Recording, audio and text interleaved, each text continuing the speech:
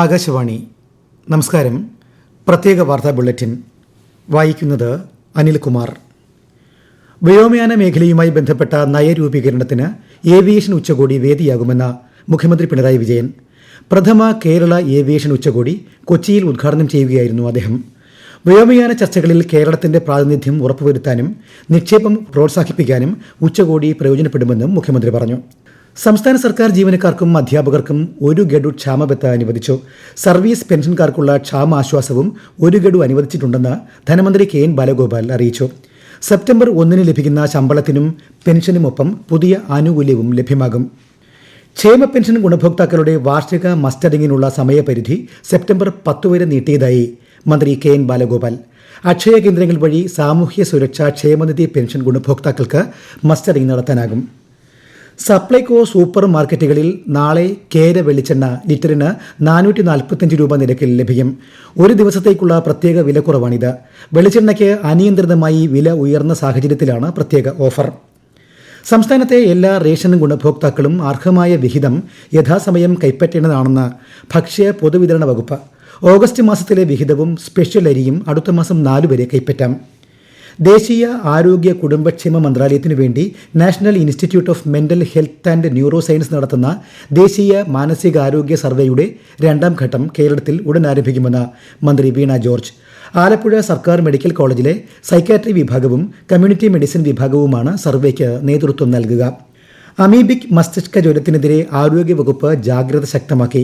കോഴിക്കോട് ചികിത്സയിലുള്ള മലപ്പുറം കാപ്പിൽ സ്വദേശിനിക്ക് കൂടി ഇന്ന് രോഗം റിപ്പോർട്ട് ചെയ്തു. ഇതോടെ കോഴിക്കോട് മെഡിക്കൽ കോളേജിൽ ചികിത്സയിലുള്ളവരുടെ എണ്ണം 6ആയി.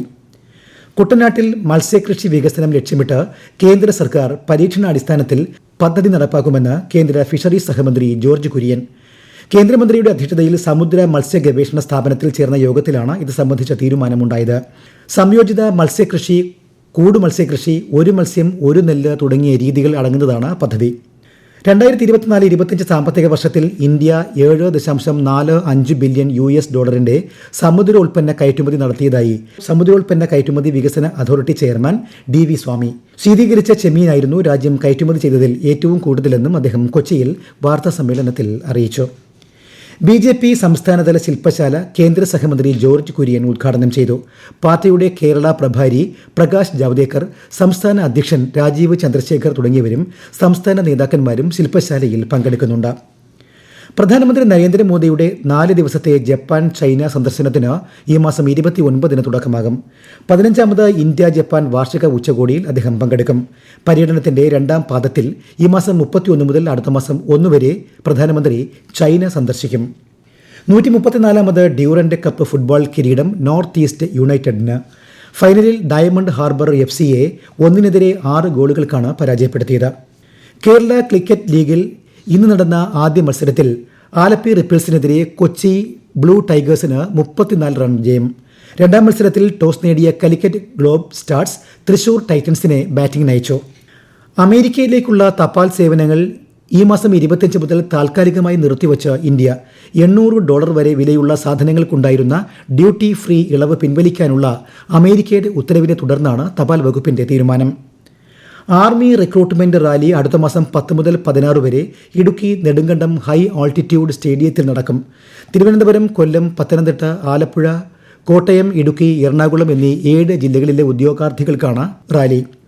മാവേലിക്കര തഴക്കരയിൽ പ്രവർത്തിക്കുന്ന AGP ഫൗണ്ടേഷൻ 10ാം വാർഷികം നാളെ AV സംസ്കൃത സ്കൂളിൽ നടക്കും. മുൻ ചീഫ് സെക്രട്ടറി K ജയകുമാർ വാർഷികാഘോഷം ഉദ്ഘാടനം ചെയ്യും. ഫൗണ്ടേഷൻ ചെയർമാൻ മുരളീധരൻ തഴക്കര അധ്യക്ഷത വഹിക്കുന്ന ചടങ്ങിൽ ഹരിതകർമ്മ സേനാംഗങ്ങളെ ആദരിക്കുകയും ഓണസമ്മാനങ്ങൾ വിതരണം ചെയ്യുകയും ചെയ്യും. ഭിന്നശേഷി വിഭാഗത്തിന്റെ ശാക്തീകരണവും പുനരധിവാസവും ലക്ഷ്യമിട്ടുള്ള പ്രവർത്തനങ്ങൾക്ക് സാമൂഹ്യ നീതി വകുപ്പ് നേതൃത്വം നൽകുകയാണെന്ന് മന്ത്രി R ബിന്ദു. കോഴിക്കോട് ജില്ലയുടെ സമ്പൂർണ്ണ യുണീക്ക് ഡിസബിലിറ്റി ID രജിസ്ട്രേഷൻ പൂർത്തീകരണ പ്രഖ്യാപനം നിർവഹിക്കുകയായിരുന്നു മന്ത്രി. കോട്ടയം മാന്നാനം പാലത്തിന്റെ നിർമ്മാണ ഉദ്ഘാടനം മന്ത്രി PA മുഹമ്മദ് റിയാസ് നാളെ വൈകിട്ട് നിർവഹിക്കും. റീബിൽഡ് കേരള പദ്ധതിയിൽ ഉൾപ്പെടുത്തി 24.83 കോടി രൂപ ചെലവിലാണ് നിർമ്മാണം. കുടുംബശ്രീയുടെ ഏറ്റവും വലിയ ആഘോഷമായ ദേശീയ സരസ് മേള ഇത്തവണ തൃത്താലയിൽ വിപുലമായി നടത്തുമെന്ന് മന്ത്രി MB രാജേഷ്. ഡിസംബർ അവസാന വാരം നടക്കുന്ന മേളയുടെ സ്വാഗത സംഘം അടുത്ത മാസം 20 ചേരുമെന്നും അദ്ദേഹം പറഞ്ഞു. പ്രത്യേക വാർത്താ ബുള്ളറ്റിൻ കഴിഞ്ഞു. അടുത്ത വാർത്താ പ്രക്ഷേപണം നാളെ രാവിലെ 6:45.